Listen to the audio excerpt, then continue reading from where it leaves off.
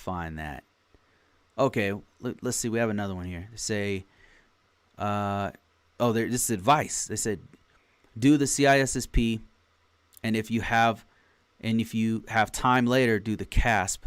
The latter will help you with the CPE wise. So CPEs, what he's talking about here is that these are two certifications, CASP and CISSP, and he's suggesting that you do the CISSP first, then you do the CASP because it helps you to maintain your CISSP. With the CISSP, and I think with the CASP too, actually, you have to continuously learn.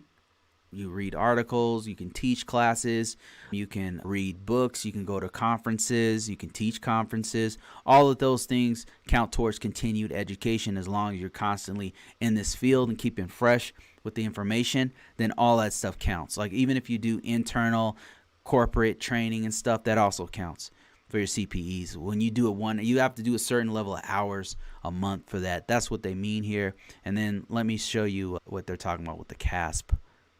So the CASP is another certification. It's a high-level certification from CompTIA. Let me see if I can grab that one. Here it is right here. And I heard CASP Plus is actually pretty hard. And I've never taken it before myself, but I've heard it was actually pretty hard. A lot of people, they can't pass the CISSP, so they'll try the CASP and then pass the CASP. But then I've heard from a friend of mine who said he took the CASP, well, he definitely took the CASP and the CISSP. He said the CASP was hard. And this dude has a CCNP, which is super hard, and several other professional level certs. So if he says it's hard, that mug is hard. Let me see.